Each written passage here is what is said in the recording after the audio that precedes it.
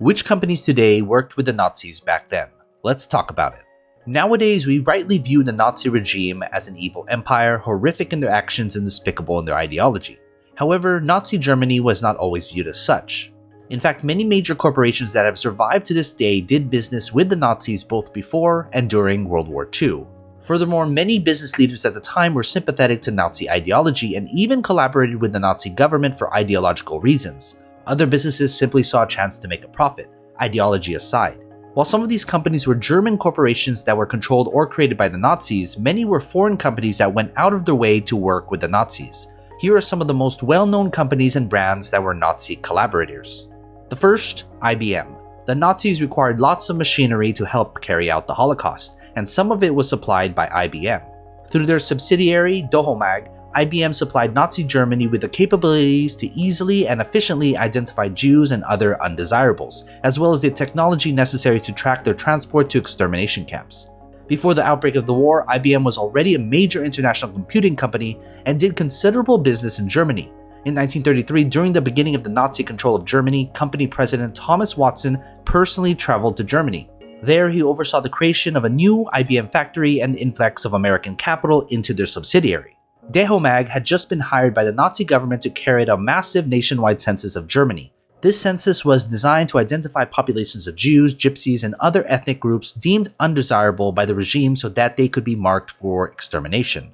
Even after 1941, when the US joined the war, high-ranking IBM employees falsified internal data and used European subsidiaries and smuggling to make sure that Nazi Germany was supplied with all the punch card material and devices it needed. IBM kept doing business with Nazi Germany because these dealings were incredibly lucrative. In fact, during the war, Nazi Germany was IBM's second largest territory after the US. At the end of the war, IBM was investigated, but at the time, records were not complete enough to charge the company with a crime. To this day, IBM has never apologized for their complicity with the Holocaust. Number 2. Volkswagen. Unlike other Nazi collaborators, Volkswagen did not merely collaborate with the Nazi state, but was in fact created by it. The precursor to the company that would be Volkswagen was a project that was carried out directly under the orders of Adolf Hitler. In the 1930s, the German auto industry was largely focused on creating luxury cars. As a result, only 1 out of every 50 Germans owned a car during this period. In 1934, seeking to address this gap in the marketplace, Hitler decided that the Nazi government should develop a car for the common man, known as the People's Car. This program was one of the many in the Strengths Through Joy initiative that sought to bring middle-class leisure activities to the German masses. It was from this idea that Volkswagen gained its name, with Volks meaning people and referring specifically to Germanic people, and Wagen as meaning car. Hitler hired prominent German auto designer Ferdinand Porsche and his company to develop this car. It was through this project that the classic Volkswagen Beetle shape was designed. The company intended to sell these cars through a savings scheme subsidized by the Nazi government, where citizens would put away a certain portion of their monthly earnings to afford the car. Throughout this period, Volkswagen used more than 15,000 slaves from concentration camps to build their cars. Volkswagen even built one concentration camp near one of their factories where they kept a skilled workforce of slaves.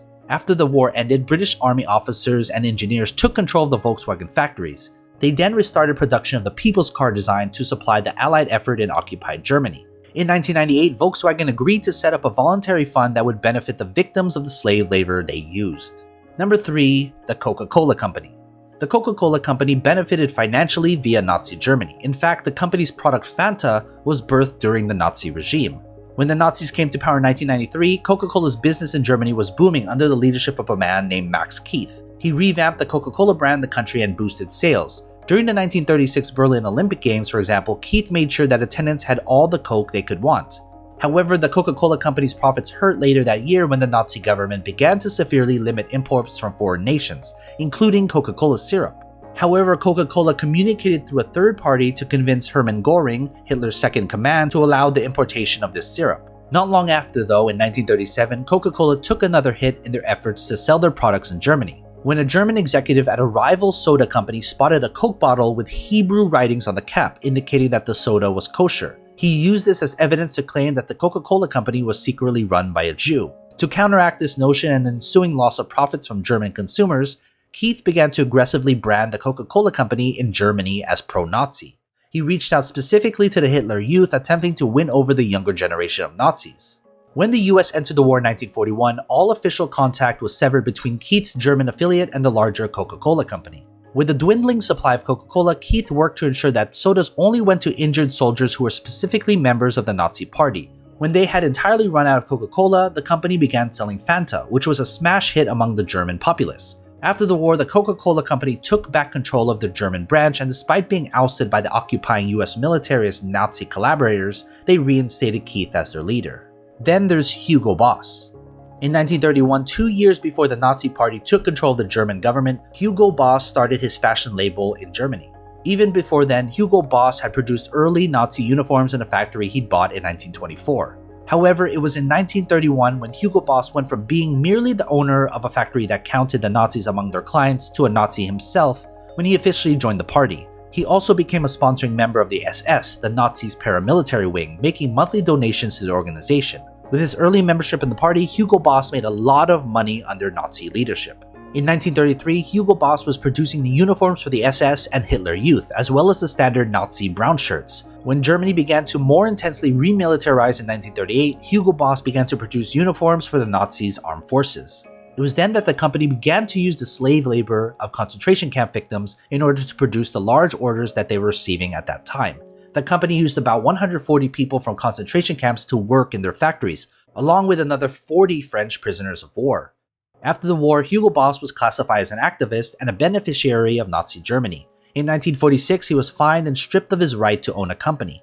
After his death in 1948, the company would continue to live on under his son-in-law. Nowadays, Hugo Boss is a major luxury fashion house selling high-end clothes and accessories around the world. In 1999, the company finally agreed to contribute to a fund that compensated former forced laborers. And finally, Bayer. The company most known for their popular product aspirin has its own horrifying history with Nazi Germany. Bayer was created as an independent company, but by the 1930s were a part of the company IG Farben, a conglomerate formed by a number of major chemical companies in Germany.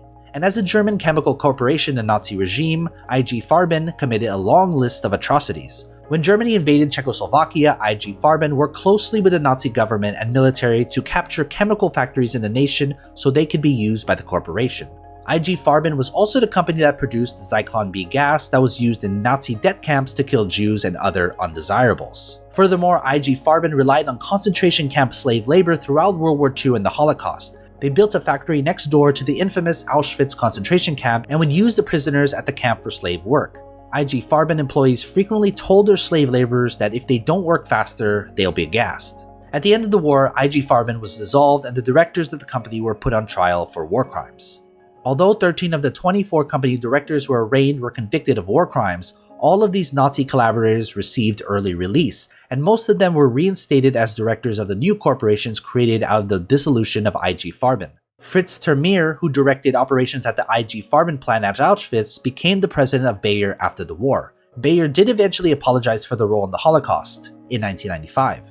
So what are your thoughts? Knowing this, would you still buy from these companies today? If you like this video, hit that like button and consider subscribing. I talk about money and everything related to it, so don't miss out. And as always, take care of your money.